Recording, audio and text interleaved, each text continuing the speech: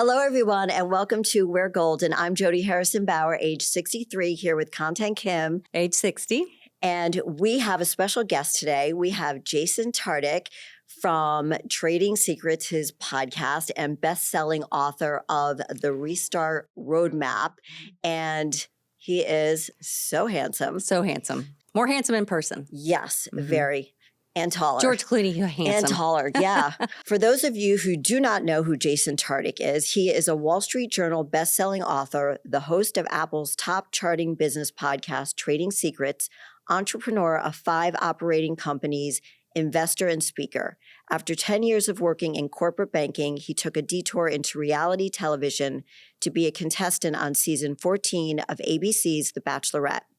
Since then, he has made several appearances on the ABC network, Good Morning America, The Bachelor Season 23, Celebrity Family Feud, Listen to Your Heart, Live with Kelly and Ryan, The Bachelorette Greatest Seasons Ever, Dancing with the Stars, and The Bachelorette Season 17.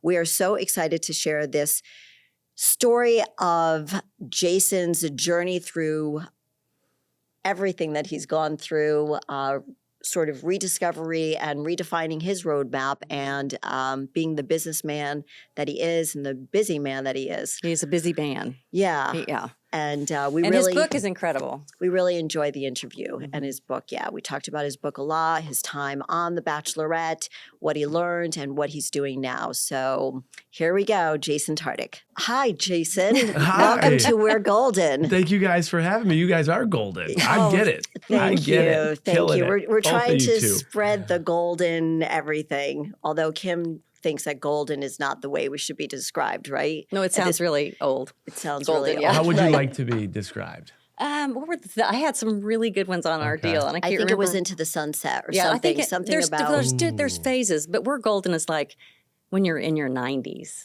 So then we go, 60s, 70s, 80s aren't we're golden. I think No. 55 and after was what they was retirement age a long time Yeah. ago, and they were like, yeah, that's your golden years. Sure. But now it's That's done. now we're I 60s mean like we're the like new 30, we're like 40, we're like the honestly. new middle aged, right? I feel like Hell that. yeah. I don't know. So you're like would be a child. Happy belated 35th, by the way. Thank you. So that's why I keep saying 35 is the new 25. Yeah. I'm trying to tell myself very that. excited. It I is. remember when I turned 35. Yeah. Oh, yeah. Do you have Yeah. any advice? Just keep stepping into your power, step into who you are. That's when I started realizing who I was more. At 35, I had 2 children. I had had 2 miscarriages. And that's when I started really stepping into who I was. Do you feel like that's happening to you? Yeah. I think every day I'm like growing as a person more and more, if that makes sense. So while I'm stepping into myself, I would say I just know myself better than I ever have. And I think I'm like pushing myself to get better in like all directions of life, if that makes sense. So, but at the same time, you feel when you have setbacks and changes, you feel like a little lost. But I think you always find your way when you know yourself better than anything. Right? So true. The But hardest so many thing. people go through all life having no idea who they are. And like a quick test is like people are like, well, I'd be like, right now, okay, to summarize, who are you? Like, how would you summarize yourself? And the amount of people that stumble over that, they can't like describe who they are and what they believe and how they believe it and why, because they're so distracted by everything else. Okay, so summarize yourself. Summarize myself. Okay, so I'm going to give you the whole thing. Okay. It's going to be like a little introduction. Okay. Okay. So I was born and raised in Buffalo, New York, big family guy, played sports growing up, studied business at school, got my MBA in accounting and finance. And the reason I start with that is because that is what led my entire 20s. I lived my identity through my job, my education, and my title at work. I then took a wild detour and I went on a reality show. And from that reality show, weirdly enough, I found myself. And so what I would describe myself as someone who's very family-oriented. I prioritize loyalty, respect, and support to others. And through my work, what I try and really do is find something that I'm proud of, like that I feel like I get respect for, something I can make an impact for, and then something I can monetize at a level that will support my life. So a little bit about who I am, where I've been, and like where I want to go. Wow, that was perfect. That was perfect. Did Now, I would you nail say that? that to somebody? You did nail that. Would you say Okay. that to somebody at a party? No, because I wouldn't take up That's a that much little bit- time. No, I'm just curious. I'm just curious. Like It'd be that's- more that's- small talk. But Yeah, I that's love awesome. that. So let's go back to the beginning. You're 19 years old. You declare your major. It's banking. It's finance in college. Yeah. You get your dream job, right? Yeah. You're in banking, you're moving on up, you go to this big presentation. Yes. And this is when you start feeling uneasy. Yes. And you're looking around, you're like, I have to go to the bathroom. Yep. I have to leave. You leave. Yep. Your boss is looking at you like, Jason, what the hell? What the hell are you doing? And you don't even care because you don't even know what's going on. And Yeah. you find yourself sitting on the floor of the bathroom, sweating, wanting to throw up. I don't know if you did that, but all of the things, and you realize I'm in a full-on panic attack. Full panic attack. Yeah. So what was that? What was that like, and what did you start realizing about yourself at that time? Well, it sucked. Like, first and foremost, I remember because it was like right before the pitch was about to start, and it's this. I mean, anybody that's has had a panic attack, you can't control it. Like, it takes over your body. So it's just, I'm like, what the hell's going on? Oh my God, I don't know what's happening. I'm getting flustered. I can't get flustered. I got to crush it. My thoughts are moving 100 miles an hour. There's all these people here. The pressure's high, and I started talking myself into a deeper panic attack. Fight or flight kicked in, and then I was like, I got to get out of here. I leave, I go to the bathroom, I just pass right out. Now I get up, get my stuff together. I go from white to having color in my face, get back in that room, power through. But that night, I couldn't sleep. I was like, what the hell was that? And what I learned was, well, of course it was a panic attack, but what I learned was I had been putting so much pressure on myself, trying to live up to the standards of everybody else around me. My boss, the CEO that was in the room, the CFO was in the room. I thought I had to dress a certain way, talk a certain way, act a certain way, stand, with posture a certain way. And as a result of that, I was living for everyone else's reactions and everyone else's satisfaction. And I was an empty suit. I knew nothing about myself. I had no depth. So when I went into that panic mode, I couldn't just be like, Jason, perspective. Who gives a shit? This guy just runs a company and this guy's your boss for just a job and you'll have another job. Put it in perspective. And so what's weird is going on the reality show really helped me find myself. And that's why people say, like, do you still have those panic attacks? And knock on wood, no, I don't. Because I'm so much more comfortable in who I am. I'm so much more comfortable at the table that I don't have to sit there trying to impress someone else or act a certain way. I could just be me, and that's enough. But how did you fit? How did being on the Bachelorette help you find yourself? Because you talked about in your book what all the other people were like at the show. So is that part of it? I think part of it is you're removed from your phone and from work and everything, all the distractions in life for 3 months. And I was 29. I had never had someone sit across the table from me with a microphone and say, like, so what's going on in your life? Like, what's this? What's that? And I'll never forget this happened with the producer. This is during the interviewing process? This is in the week 2 of the interview process. And once you tell, I want to know what led you to even audition for it. But, Okay. So they do the thing. They're trying to producers are trying to break into you. They want to give me some shit, give me some dirt, right? That's their job. And I remember it was week 2 and I'm doing an interview and the producer goes, all right, shut it down. We're good. Walks out the door. I'm done with this. Oh, no. And I look around. I'm like, did I say something wrong? No, Jason. All you're saying is everything is right. Everything's perfect. You got no issues. Everything is good in your life. You haven't had one bump, one bruise. Ooh. Wow. I got nothing here. And shut down and left. And I was like, wow. And then another producer came in who was a little softer. And I was just sitting there and I got sad. And the producer came in like a little soft. She's like, all right, cameras aren't rolling. Why are you sad now? And I was like, because I just had a moment there. I am so broken. Because I just had realized that I've just been for so long, just covering up. You had all the right answers. I didn't even know how to feel, let alone what a feeling was. And so I was like, did a producer from The Bachelor just crack me and break me down to try and find myself? So that was kind of a coming to moment. And when would I have that in a Monday through Sunday grind? That's the whole thing. You would normally never have that situation. And it happens at different times. I mean, I don't know if you ever had that time. I had it when I filed for divorce, when I got divorced in my early 40s. And that's when I started to, refer back to your book, The Restart Roadmap. Yeah. That's when I started my restart. That's when I had to crack open who did I want to be for the rest of my life. And obviously it keeps changing, but what's cool is once you crack that open, and tell me if this is what it's worked for you, you start seeing more and more and more things opening for you, and you just become more and more of who you are, not being afraid to share who you are. Yeah, I think you get more, you grow more, you see more.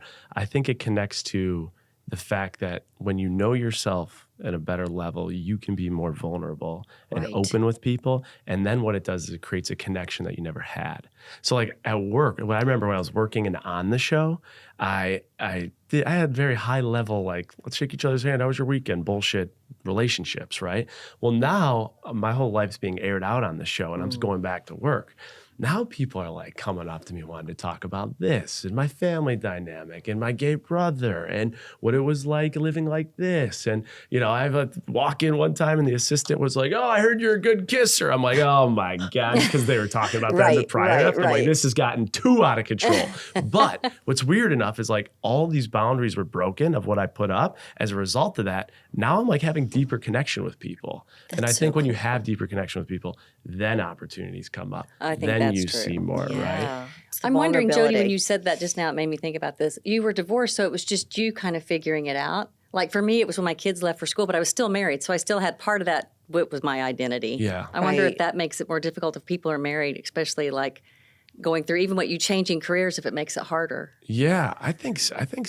I know we're also at some point talking about the Golden Bachelor. I think that's actually a good, like with the Woman Tell All episode. When you just asked me that question, that's what it reminded me of when I'm telling this story. Because I think you're seeing a lot of people that have such life experience go through that kind of interview process that I went through.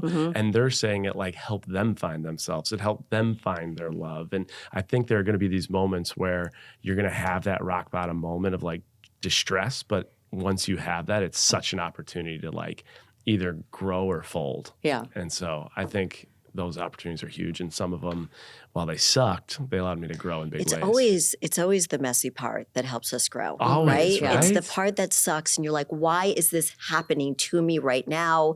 And I tell people, it's like, why is it happening for me? Yes. But it's very hard to think of it when you're lying in the bathroom or you're feeling like nothing is going your way. Yes. And I think what we do as a society is we instantly numb.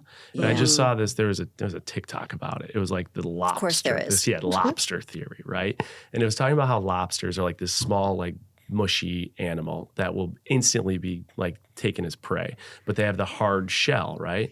Well, when they start growing, they get really uncomfortable in the shell. They have to shed the shell, and that period of time like is most likely when lobsters will get eaten. But they have to take on that risk because without doing so, they can't grow the new shell. And so so the point of it was the person connected it back to like humans. Like when we feel that stress, when we feel we need that change, what we're doing right now is we're finding ways to numb. We're finding ways to numb through whatever it is. It might be alcohol. It might be, whatever it is. We're finding ways to numb. And when you're numb, you can't continue to grow. And he said, even like lobsters, these little baby mushy animals at the bottom of the ocean, every day are growing new shells. And it's stress that actually gets them to that growth. And I was like, damn. Wow, like that. The stress part's pretty interesting. Yeah, for them. Yes. I think people numb themselves with their phone. Like if they feel upset, they just pick up the phone and just start scrolling. Just numb it. Yeah, it's true. Yeah, you found some creative ways to numb yourself when you were the 10 years you were in banking. You see the stuff was I saying would do? Yeah, we were like, that's really creative. I'm going to really stick something in there. Straight survival mode. Yeah, so for anyone listening, I would like anything, because I knew, so I was getting my MBA. It was $100,000 plus education. So I was going to school while paying for that, and I didn't want to take out any student loans. Working full-time, going to school part-time, yeah. So I knew if I could use the cash flow from work to pay for it, I wouldn't have loans. But I just put so much pressure on myself, but I couldn't lose that job. I was like, if I lose this job, I'm in trouble. So instead of like stepping into these panic attacks. Wait, did you have the investment banking job then? Yeah. Wow, okay. So they put you... Did you do it full time or? It was a part-time MBA. Okay, wow. Yeah, part-time MBA. So it was two classes every 10 weeks for 2 years straight. That's a lot. Yeah, it was a lot of action. But what I would do for anyone back home is instead of like deal with the issue. I would just numb the issue. And I had Xanax and propanolol. I think everyone knows what Xanax is. Propanolol is a beta blocker. So if you don't know what beta blockers are back home, essentially, when you go to fight or flight mode, your body will send signals to your heart, like what the hell's happening. It's an adrenaline. And then your body reacts. Your body sweats. Your body gets nervous. So this beta blockers are actually a blood pressure medicine, but they can be used to stop the adrenaline signals going to your heart. So what happens is, like, the way my doctor, whoever prescribed it, was like actually a lot of athletes use it. A lot of people in like big musical ensembles, like orchestra, like if they're nervous on stage, they can't have sweaty hands, things like that. Right. So I had beta blockers and Xanax. Poor thing. By the way, locked in a Listerine I think mouse that's so smart. because I didn't want people to know that I was taking it. I didn't want them to see the weakness, especially in corporate America. You show the weakness, and now, you know, in bureaucracy, when there's so much subjectivity to your success, you're screwed. So even just carrying those in my suit pocket, I felt a sense of relief. And if I needed it, I knew it was there. And that's how much masking I did. And what is that doing? It's just kicking the can. It's addressing nothing. But I guess it got me through to get my school paid for. So You know, we'll find the good in that. you're really close to your family. And so were your parents worried that this is how you were functioning had you not shared this with them? I know I'm jumping around. Yeah, I love the jump around. Okay. Yeah, I didn't tell them. The first time they knew about this was when I wrote it. Oh, really? Yeah, and I gave them a heads up. And I said, hey, just so you know. And they were, I didn't know like how they'd react, and they were just sad. They're like, That's how I would be if I found this out from one of my daughters. And then you found out after the fact. And I would be like, I wanted to be there for you. Yeah, but I felt like I was in such survival mode. I was like, I got this. I could do this. Well, it's probably hard to articulate to them as you're going through it anyway. 100%. I couldn't even spell emotion. Like, I didn't know how to articulate this. I didn't want to worry them. I was like, I'll figure this out. I know I could figure this out. I'll figure it out. Yeah. This was a weird thing. I got this. Well, and you probably had a lot of people that were really stressed working around you in that environment anyway. Oh yeah, like it was kind of the norm. Oh yeah. Oh, yeah. I mean, so it was. There was guys on everything. SSRIs, Adderall. Yeah. I mean, like every pill was going around that office. You don't need Adderall with the job you have now. No, it's just natural. Yeah, yeah. But what's interesting is when I moved from New York to Seattle, I was like, okay, maybe different cultures. Maybe I was just in like a weird office, but even though I loved that office, people were great. But then Seattle, same thing. I met 2 or 3 guys dealing with these panic disorders, dealing with all kinds of stuff connected to the job. And I think it happens more than we think. And I think people mask it because they're afraid to share the weakness because it's never show the weakness, real. Right? Yeah, which is ridiculous because when you show the weakness, in my opinion, that's when you really can like talk through it and make it a strength. Do you think that anybody who's dealing with that type of stress needs to take these types of numbing devices, should get out of that industry? I think they need. Do you think that's a big red flag to get out? If you're numbing, I think no matter what industry you are, if you find yourself numbing yourself often, like red flag, because you're not doing something, you're just kicking the can, you're putting a Band-Aid. The problem is when you numb, you're then creating a tolerance for what that numbing is, and that tolerance is going to get pushed, right? So if I had to take 1 Xanax a week, well, if I'm not addressing anything, maybe it's going to go to 2, maybe it's going to go to 3, then it goes to Xanax and drinking, then it goes to this. Like, who knows what it comes But you from. weren't seeing any counselors, like you didn't see a therapist or anything back then. It was kind of not I saw once I went to a psychiatrist. The only reason I went to survival mode, only reason I went to a psychiatrist is because I knew that they could prescribe. Yeah. And so I went to them just saying, hey, this is what happened. And that's when they're the one that prescribed me the beta blocker and the Xanax. So in your book, you talk about this probably feeds into the shit ton of red flags. Yes. So how did you get from where you were to that? Like to like where I would say like that's just the overall transformation, you think? I think it's a long process, but I think it starts with falling on your face, like I did, and knowing that you have to figure yourself out, and then getting more honest with your foundational group, and then having people kind of check you through accountability. But weirdly enough, I was still working. I was still working at the bank when I went to the show, and that's why I attribute a lot of like my restart to being on the show. Okay. Because when I got off the show, I felt so much more available to have those conversations, to open up about things I was struggling with. And so once I started doing that, I started to see the pieces come together. But it was really the show that did it, which is crazy. But you still, after the show, did you go back and work for the bank? Yeah, I went back for a year. Yeah. Didn't have one panic issue then because I was like, I was starting to find myself. Yeah. I felt good. I felt like I'm good. I can now talk about this. And they knew, stuff. as you mentioned, they saw you like, oh, Jason's a really good kisser. You know, they knew all this stuff about you. Yeah, right, but also, there was just ways to connect with them. There's nothing to hide. Nothing, you were everything, my cards were shown. Right. But it was interesting because I went back to work for a year. I called it my double dip year. So I was working all week, and then like on the weekends, I would like go do stuff for the show to get paid. And then there was another big restart when so I was doing a live podcast with my ex-fiance, and there was some stuff shared from that podcast that got back to the bank, and the bank put me in a situation where they said, like, you have to actually restart your career here. Like, no more media, no more entertainment, no more podcasts. Start refresh, hit restart, or maybe you go restart your career outside of the bank. And so the reason I called it the restart roadmap is because I was put in this ultimatum of where do I want to restart. But had that not happened, and after the Bachelor and you were feeling Bachelorette, you were feeling good, would you have stayed at the bank if that had not happened? Maybe no. So when I moved from New York to Seattle, I got this. I talk very openly about money just for financial transparency. But in the book, I outlined the whole package, and the package came with a relocation and $110,000 signing bonus and a couple other things. And I had to stay until October of that year for me to have no obligation to pay it back. So this happened in April of that year. So I was able to negotiate. One of the things was to not have to pay that back. To get out of that. But my plan was once that 2-year period hit, I was going to leave. Yeah. So I was on my way out.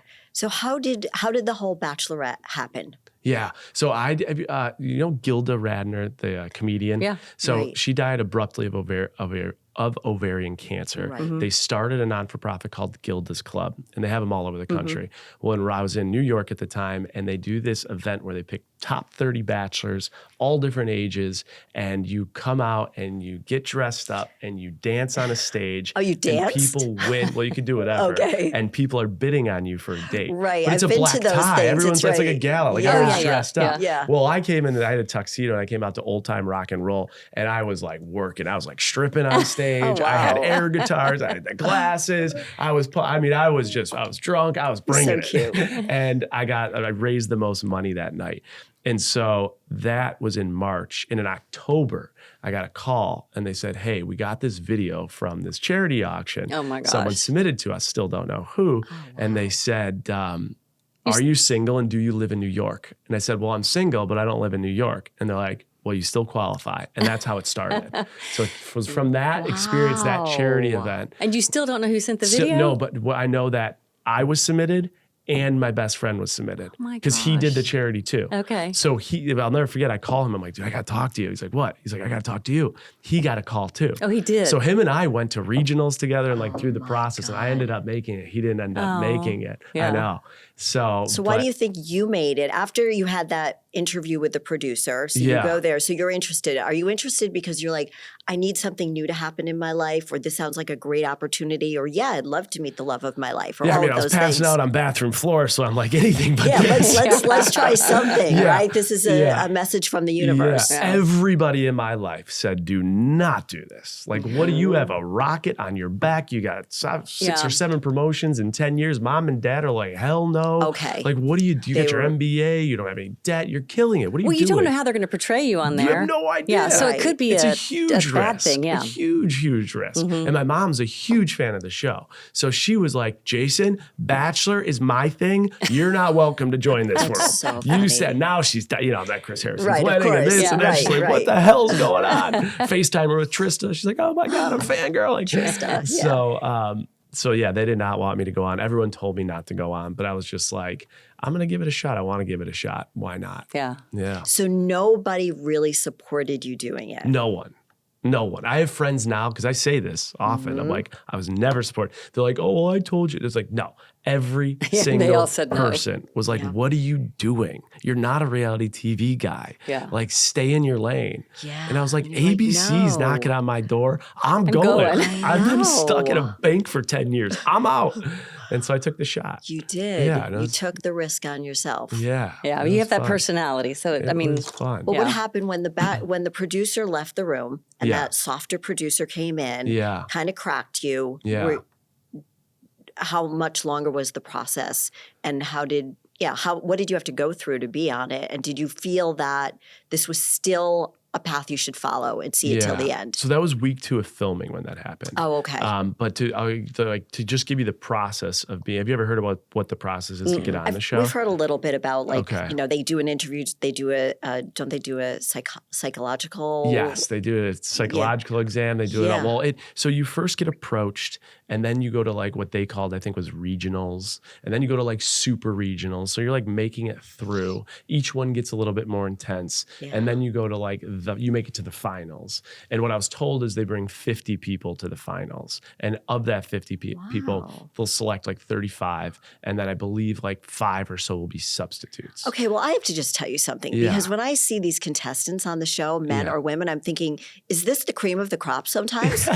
So they have to go through all of that, and that's who they choose? Because some of the people are really have no personality. I think it's intentional. Do they bring in the no personality person? They say, you're going to be the guy who has no personality. Yeah. Okay. I don't know this. I have no idea. Okay. I'm speculating. But the way I would speculate it, based on what I know about TV land now, is when you have to have certain characters. Yeah, you have to have sense. certain personality types. And so I think they cast for a whole wide of characters, and then real life happens, and oh shit, there's a character change. Right. Wow, we thought the nice guy was a villain, Yeah. And I think so I think part of the psychology test isn't to see, are you sane? You can go on a show, because it's a 600 question psych test. Oh wow. And then you have to meet with a psychologist.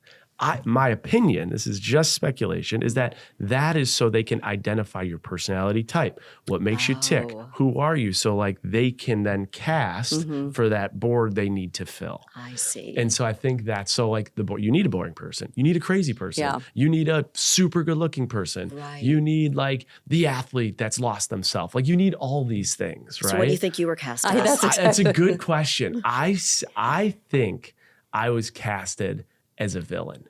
Really? I think so. I was going to say, it's the good looking one. I don't know. The good guy. Well, so he I think I was cast. Okay, I'll take it back. Okay. I don't think I was casted as a villain.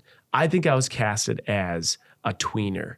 They could put me in a couple different things. If they want to make me look bad, they can make me look bad. If they want to make me look great, they can make me look great. Okay. I think I was kind of casted as that. Yeah. Yeah. And so you fell in love. Mm-hmm. Was it an exhausting process? And when you fell in love and then you were eliminated, so I have a bunch of questions here. Yeah. Because we're at the juncture where Faith was just eliminated on the Golden Bachelor. Yeah. How did that feel? Was it as heartbreaking as it seemed to be? And did you really fall in love with her? Yeah, I think this is a good question, right? Mm-hmm. Especially because now Gary is fallen in love with a couple girls, right? And you see it often on the show, yes. right? Okay. And so I'm going to have Gary's back here, because here's what happens. You are in this bubble for 3 months, and you aren't on your phone. You don't have access to anything that you typically have access to, no TV, no music. You're not watching sports. You're not connecting with your family or loved ones unless it's being videotaped. And you start to kind of live in this bubble thinking it's the pure reality. You also, at least from a cast member, you don't really see many people from the opposite sex. So the only time you saw a woman, when I was when she was there. So you're and Becca was the Bachelorette. She's great. She deserves that. But still, you're warped a little bit. Are you hanging out with all the other guys? Is that your only source of Yes. Yeah. Okay. So and then also that increases the sensation of everything, because there's this competition aspect. There's this so now you're competing and you want to win. So there are all these moving parts. By the way, for the first time maybe ever in people's life, for 3 months, you're sitting in your feelings for every interview. So do you have your phone at all the entire time? Nothing. So you have no distractions. Even at night, never. Nothing. It was no. So the only way you can connect is you're journaling. Other than that, and you're sitting in your feelings.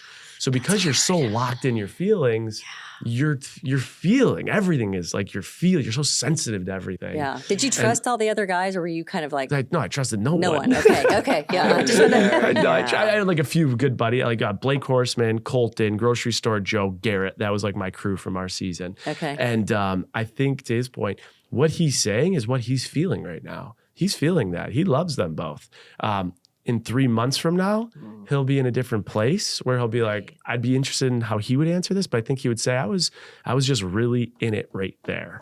And 3 months later, I'm now removed from that, and I know who I really do care and for. And he did say that when he did face Faith, he did say, I think, to Jesse or to her, I was really feeling that I loved you in that moment. He did say that. Yeah, I think he said it to her. Which I think is fair. And I think he's purely intentional with that. 100% authentic. That's what he's feeling, really. Yeah. Now, you can question from the outside. It's easy for us to be like, what the fuck's wrong with you? Why are you falling in love with everybody? I did. I said, Kim's been really hard on ripping him. I get that, though. But that's logical. But when you're like in this like emotional chamber, it's different. Yeah. It's a little different. Yeah. So when they come out and they've picked the person and they're like, holy shit, I probably should have picked Joan or something. Yeah. What do? Can they just I guess they call can off? reach out to them later, Can right? they reach Because out once to you're them later? free. Well, that happened with Ari. Like, so I don't know if you saw Ari's season. The girl that was my bachelorette, Becca Kufrin, she was with Ari. He picked her. They got engaged. They did like video filming after all together. And he had a change of heart. And he broke up with her. And then he asked the other girl to date. Oh. They're now married with kids. Oh. So the rules, you could do what you Right. need. Wait, how far back was the other girl when did he kick her off that he married? So the girl, or not give her a rose. I guess no, nice. 2. She was 2. So it was 1 and 2. Okay. Final rose 1 and 2. Okay. Yeah, and he got America raked. Literally dragged him. He got crushed. Still to this day, people are like, didn't like him as a bachelor. He pursued his happiness, and now he's married and happy, have kids, and But how do you think that's going to go for people who are in their 60s and 70s? Like, it's different when you're that age. Yeah. You can keep finding people, but these people... I actually think what's interesting about this show is that their decision-making carries so much more weight, right? Because if I'm 29 on The Bachelorette, I don't know, who's impacted by this? Mom, dad, brothers? They're like, they don't care, whatever. Right. Like when you have Gary, he's got grandkids and kids, and they have kids, and you're impacting a whole lot of people's lives. And so I think the weight that they're carrying because of their experience and their livelihoods and their deep family and their grandparents, like, this is a lot. It is a lot. I think it's way deeper than the Bachelor, Bachelorette. Yeah, because I've never cried until Thursday. I cried. Yeah. Watching Faith and Ellen, because they talk about their kids, they talk about their loved ones. Yeah. And you feel it so much more. Do you think this show is changing the perspective of what people your age think of people that age, older people? Yes, I think so. I think there's such a ridiculous stigma about like what we think about our parents and grandparents. Like I love my mom's really good friend, Chris. She made a comment. I was dying laughing. She's like, I tell my kids, you didn't invent sex. Like, we're here. Right. And so are my parents. Right. And I think as kids, like, we're just like, we don't think about it. So I think it's like, it's showing such like a rich, pure, even intimate, physical connection for a new age that we're not seeing on mainstream TV, which I think is beautiful, right? And I think you're also seeing the depth of the decision-making and the conversations and the communications. And it's giving perspective to some of my age saying like, why are we not learning more from the life experiences that our elders have? Like they have so much more they've gone through. Like why are we not using and leaning on them more to learn so we can start avoiding this? And I think our generation, at least for millennials, especially Gen Zers, we think we got it all figured out. We're good, sure. Mom, Dad, got it. But like this has been eye-opening to say like, we need to shut up and start listening because there's so much life experience we don't have.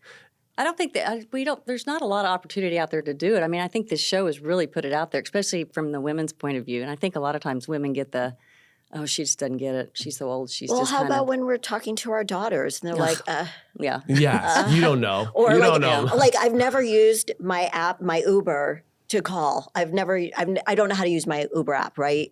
Of course I know how to use it. But when I'm with my daughter here in the city, Mom, I've got this. Give me the phone. Okay, Alexis, I've never used this in my entire life. And, it is true. I hope that people who are listening to the show right now hear that.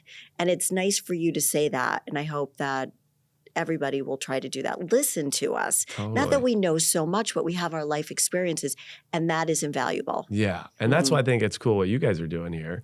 Because you have that perspective. Like, it's different than some of the other podcasts with some of the, 22, 30-year-olds trying to comment. Yeah, we were laughing about that because when we listen to them, we're like, no, you're way off base. You Yeah. missed it completely. We're listening to it and we're going, would you rather hear it from someone younger? It's fun to listen to what they think about it. Yeah. But it's usually off base. Like, you're like, it's way off base. Well, here's what I would love to listen to. I would love to listen to you guys get clips and takes from some of these people that are covering it that are younger, and you challenge them and tell them why they're wrong. Oh, that's a good idea. I also you would don't love think to that's hear. Mean? No, that's great. I mean, it's just like, it's perspective. Or just say like, hey, here's why I disagree with this and why. And you have 20, 30 years on the person. So, and then I think another thing would I'd want like the unfiltered perspective. Like, okay, this person's full of shit, or this person, like, that's true. Like, I'd want to know, like, based on your experience and just like your age, like what you really think of the contestants. And I think we did. I think we did do that at the beginning. For example, if you've been watching it, not to get too deep into it, but the whole Kathy Teresa thing, Zip It and all that. Yeah. And she liked Kathy. I did not get a good feel for her, but we did not filter our feelings at all about that one. But I think he's filtering about the other podcasts, right? I think the podcast and the show. And the show. And the show. And so we were just talking also, we were listening to another podcast recapping it, and they were talking about what the women were wearing at the Women Tell All. And they were saying, oh yeah, those ladies probably have the dresses in their closet, like they look like they shopped at Filene's. Yeah. And Kim and I were like, no, every single one of them went out, had their hair and makeup done, and they bought these outfits. They don't have these in their closet unless they're left over from when they thought they were going to wear it at a rose ceremony. 100%. Yeah. So, see, that's the perspective. I was like, what are you talking about? Right. Yeah. Like, you think that Edith had that pink gown sitting in her closet? No. Or, and Kathy had a big glow up, by the way. So she looked great. Yeah, she did look really great. I think all the women on there, they didn't really care when they were being filmed all the other times. Like, they didn't give a shit if they had their makeup on or anything. Well, that's another thing that's tough is you don't sleep at all. Like, so. But what are you doing if you have nothing to distract you? Why are you sleeping and putting your makeup on? Why are you sleeping? It's hard to explain, but they control the lighting of everything. So even in the room, the bedroom, they control when you go to sleep. What? Because the lights are all on. No way. Yeah. So, and there's definitely sleep deprivation. Like that's like Love Island. Wait. Love Island, they shut off the lights. Yeah.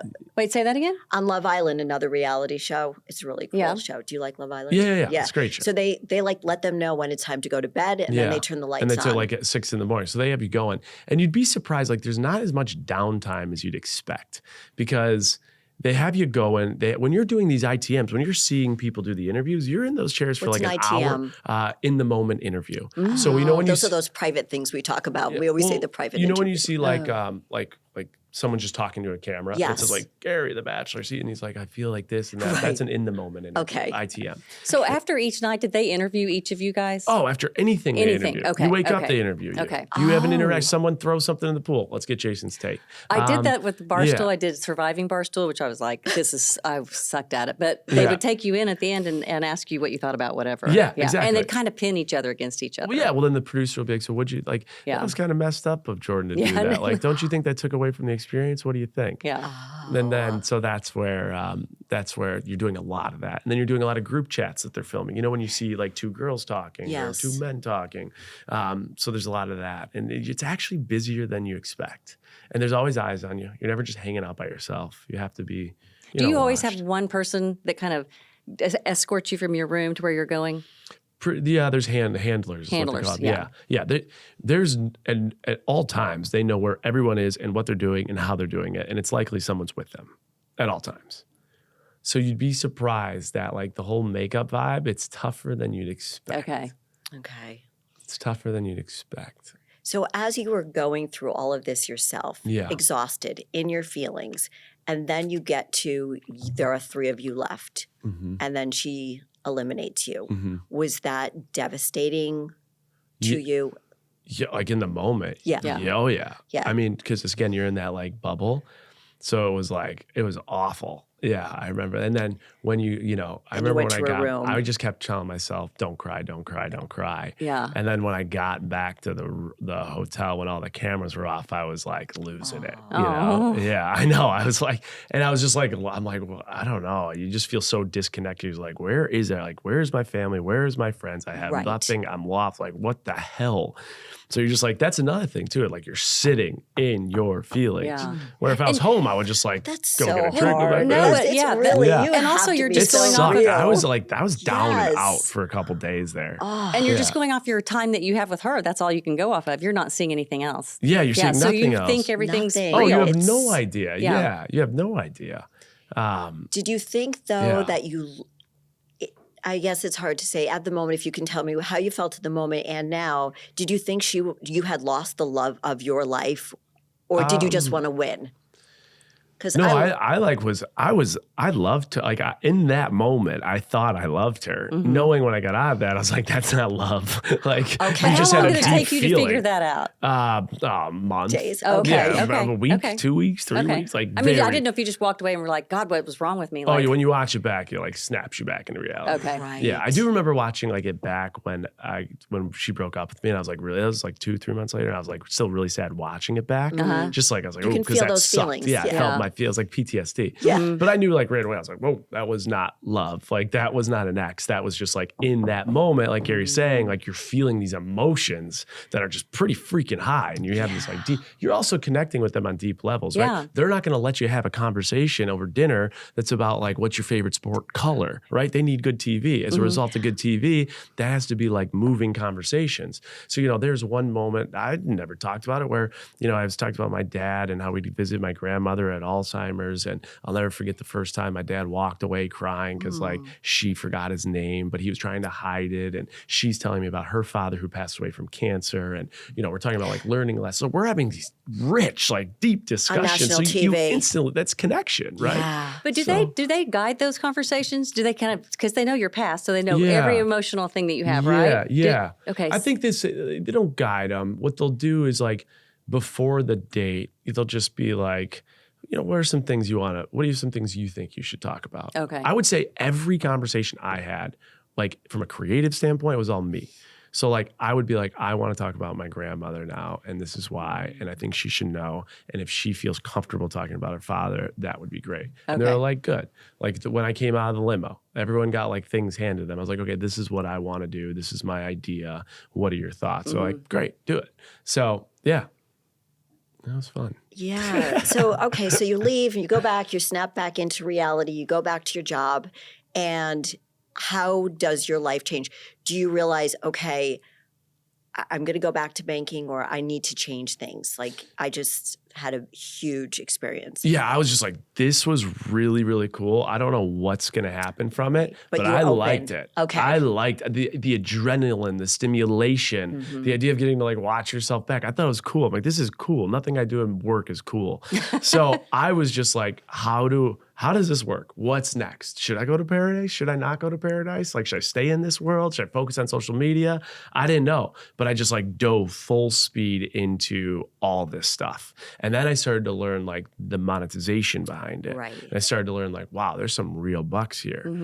I could show up here and make this much. I could post a photo and make this much. This is crazy. So that's where like my focus like really started to become deployed. And then it was 2 years from then that I actually started the talent management company I run now, where we are managing talent from A to Z. Right. And we've brought some deals to you, Jody. Yes. And thank you. Which is such a cool full circle moment. But when I got off the show, there was a little bit of this like fog. You're just like, what the hell just happened? And then there's like, I don't know what's happening, but this is fun. And like, I want to enjoy this, but also make the most of it. Because I think too many people get off the show. You needed to be smart about it. Yeah. So many people get off the show and they get this little bump and they have this relevancy, and all they want to do is just go party it away. Every night they're out, they're partying, they're getting all this attention. And every person I tell that get off the show, especially from a talent management perspective, I'm like, listen, you have such a cool finite window to do something special, to do something impactful, to maybe write a book, to start a podcast, to change, to start a non-for-profit. Right. Get focused. Like, this is work. I know it's fun, but this is work. Oh, no, it has to be work, but it could be work that you're passionate about versus in the banking world, just to take your example. Yeah. Like, now you're doing something, you're like ignited to do this. You're like, I can see myself making money and having a blast and meeting amazing people. 100%. And I think that you could think there's people from the franchise, I could think of 5 or 10 right now that have been doing this for over a decade since the show, making millions of dollars and making impact and creating change. Name five of them. Jillian Harris, 100%, absolutely crushes it. Nick Vial absolutely kills it. Sean Lowe does so well. Catherine does so well. JoJo does so well. Hannah Godwin does so well. Tyler Cameron does well. I can keep going. Hannah Brown crushes it. There is probably a list of like Wells Adams crushes it. I mean, I could keep going here. Right. Okay. But there's probably a list of like 50 smart people. I would say 50 to 75 people that have been on the show that took it seriously, that put in the work, and it's changed their financial and professional lives forever. Forever. Everything. So did you start the podcast first? No. So my progress was I went right into just influencing as much as I could, understanding that business. And then I started helping some people after the show. Okay. Like just a couple people. And then I started, so the Restart Roadmap, I started a Restart consulting company where I'd work with small businesses and people to like help them get up and running. Okay. From that, got the book deal. And then I started the podcast in 2021. And now with the podcast, which is fun. Oh, so I must have started listening to it just when you started it. Yeah, right in, it was like it was like spring 2021. Yeah. And now with the podcast, what's fun is like people come on and it also is a silo to get people to work with the talent management agency. So all the dots kind of connect in like the different businesses we have now, but all stemmed like all of this with like, this was a Wall Street bestseller. I have another book coming out. We have the podcast. We have a consulting company, investing company, the talent management company. All of this just stemmed from making that decision to take a shot to go on a show that everyone told me not to. Without the show, none of this happened. Yeah. None of it. Right. Okay, so when you say you do a lot of investments, how do you find those? Yeah, well, what's crazy now is because we own the talent management company and because of the stuff I do, we get so many people coming to us trying to pitch us to either raise capital for them, write a check to be part of the investment group. They'll want to do equity cash deals where they'll say, okay, we want this person to do 10 posts and we're going to give them 3% equity of the company and this amount of cash. So a lot of it's inbound. Okay. And then there's outbound that I'll specifically target groups of investors and companies that I know that are buying companies and let them know, like every time you get a look, like let me know. Okay. If that makes sense. And if that like contacts from your old job? Yeah. Well, a little bit. Honestly, yeah. Because that, it sounds like that direction, but it sort of all does fit together. That is. Does. Yeah, but a lot of the investment stuff we do is in consumer packaged goods. So if you think about anything you buy pretty much on Instagram, it's going to be a consumer good for the most part, right? And so the companies that we're trying to invest in and that are working with are companies that still connect to this whole world that we're living in. Are the ones that you're investing in or trying to connect with startups? Yes. For all the most startups. Part. Okay. For the most part. Yeah. Or they're in infant stages, So little did you know, by taking that chance, you would be able to use your wisdom, your experience in the financial world to help grow all of these business ventures you have. Yeah. And help people also, what you're doing. I notice you have a lot of people from reality shows. Yes. That are with Rewired. Yes. Because like you said, they don't know what to do once they've hit that fame. They've gotten some eyeballs on them. And the whole business, it's a wild, wild west, this business. Because like I just think about when I was a banker working with the CFO, I knew everything about their numbers. They knew everything about our products.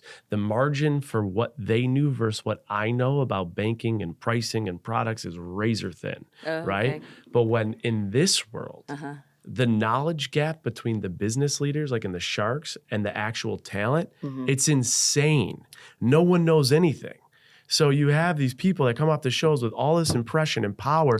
They have no idea what's happening, and they're getting just completely scraped by people.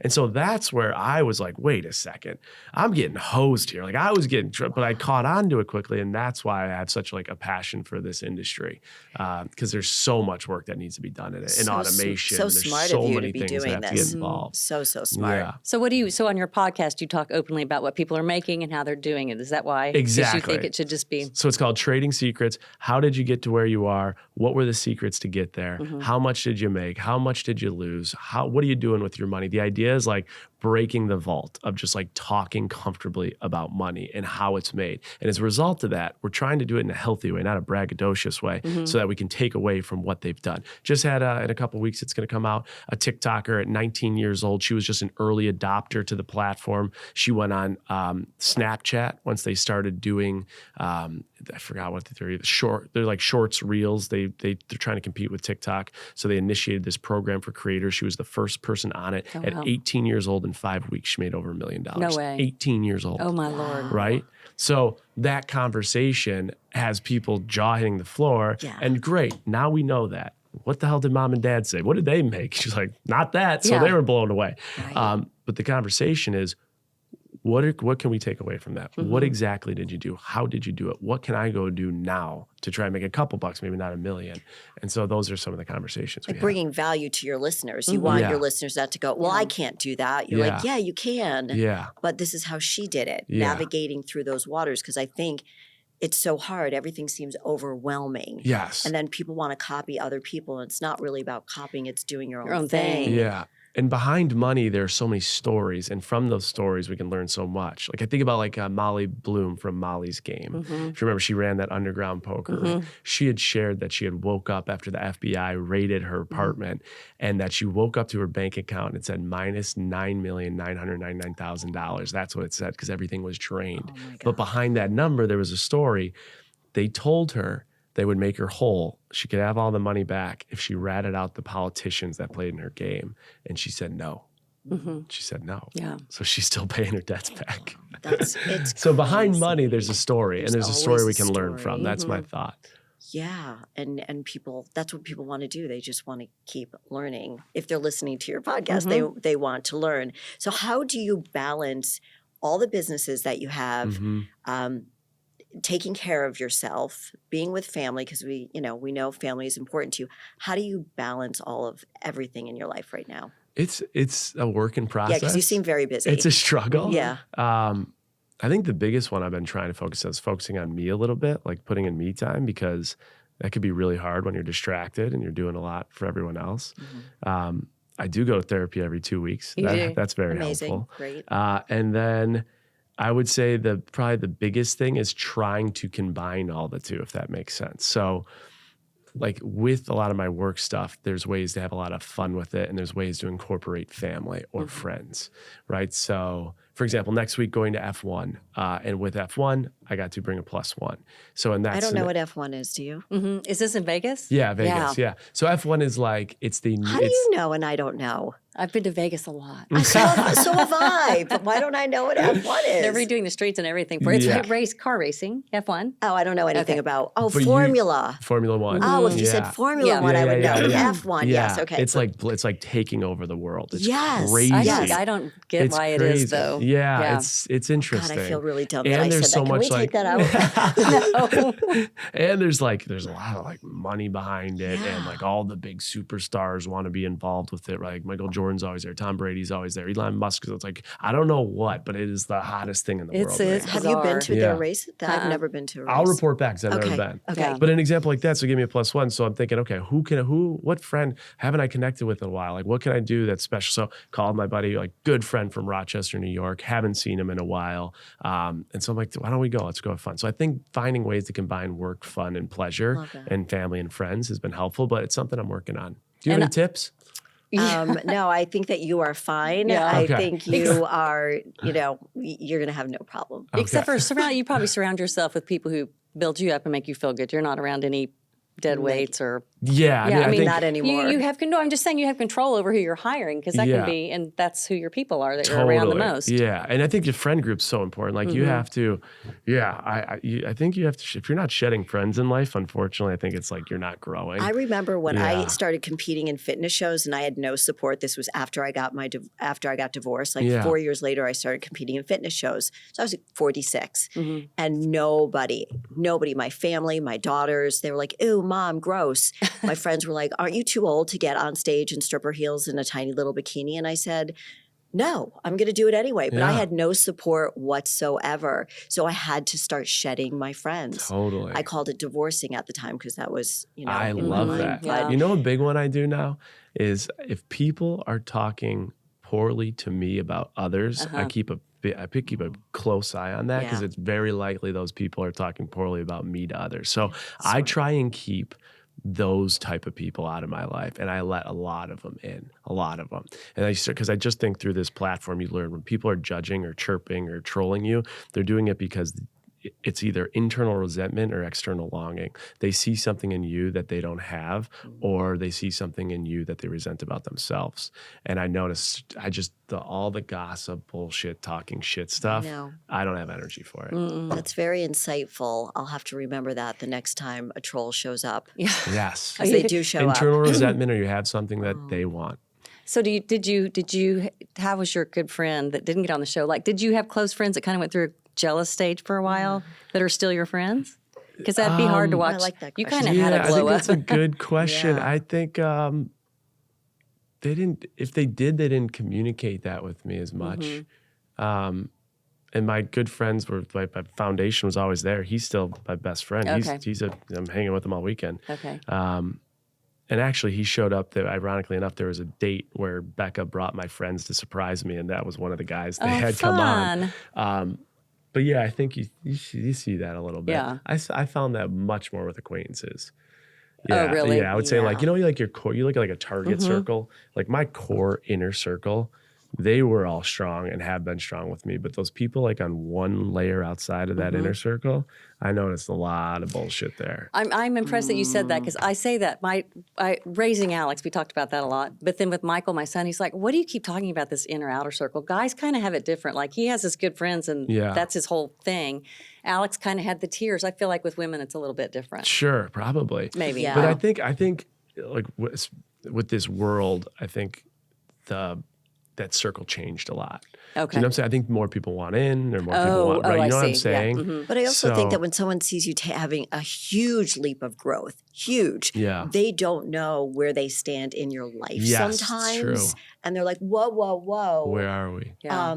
Or, gee, Jason, you're getting an awful lot of attention. Like, where's the Jason that I used to know? Yeah. Right? But, I mean, Alex has I got gotten a stuff lot of like that, right? Yeah, I'm sure. My daughters don't really get that. But they have like they're still their same friends from like grammar school, college, high school. It's so important. Yeah. It is really important. You need those friends. So we talked about it on Alex's podcast. Like you need friends that can keep you accountable, support and love you, but keep you accountable. And living in like those echo chambers could just be so dangerous, right? Yeah. So I know you played sports. Do you still play? Or Yeah, do you I play. do exercise? Oh, you look very fit. But Yeah. so I was just wondering, like, You're a big golfer. golfer, Yeah. yeah. Golf, hockey, soccer. Those are my sports. Play them all. I play like in a bar soccer league and a bar hockey league still. In Nashville? In Nashville. Okay. Yep. My dad's got me into pickleball, so now I'm like ripping I out love pickleball. Love Kim that. plays. I've never Yeah. played. Yeah. And I'm active. I exercise at some point, like every day. Like I'm either running or lifting or whatever it is. Like But exercise is a how do big you part get of my golf in life. as busy you are? Because that's a long. It's my golf game struggling right now. Okay. Big It's time hard. struggling. Big time Yeah. struggling. So I got to step it up. So yeah, actually after Chris Harrison's wedding, I texted my funny group, my little support group. And I said, I might suck at relationships and I might not have that many girls in my DMs, but I just got the best DM in the world. And they started laughing like, who is it? And it was Sergio Garcia. Oh my gosh. He was my at Chris God. Harrison's and he DM'd me. He's like, hey, I'm running this It's golf non-for-profit event. I want you there. You'll that's be there. awesome. So I'm going in December, but I got to get my game together because I haven't played. Wait, where is it going to be? It's in Austin. Okay. It's going to be in Austin. Oh, that'll be nice. Yeah. And then actually on Tuesday, I got to go to Vegas there's this new Netflix show called Full Swing. And I'm doing a partnership with Nespresso and I have to play in the Pro-Am there. And I have not swung a golf club in about a month and a half. No. So the I'm going to have Nespresso to get commercials have been great. Yeah, they're picking their game up. Yeah. They're picking their game up. You and George Clooney. Yeah. Absolutely. Yeah. I see the resemblance Oh, too. wow. What a compliment. Yeah, there you go. I can leave feeling great today. Yeah, there That's you the best go. compliment I've ever gotten. So what's next for you? What can we expect to hear from you? So there's, what I'm doing right now is I just finished writing a book. It comes out in April. It's called Talk Money to Me. So it's all about numbers that you need to know about yourself and you need to know about your significant other or partner, because there is a lot of infidelity in this world, but there's a lot of financial infidelity. And there's a big reason why relationships have struggles in all areas. Communication, intimacy, and just growing as a unit is really financial transparency. So that's what the whole book's about. So it's on pre-sale now on Amazon. We're looking forward to it. We really are. Any last question? Any advice you can give us on relationships, falling in love, being who you are, and then finding that person that's right for you? I might not be the best person to ask right now. Just overall. No, but I think, and add to that, as you've gotten to know yourself, changing, at your age, how you went through changing careers. It's the same thing. Like totally. It's a big change. I think the biggest thing is really finding someone. First, finding yourself.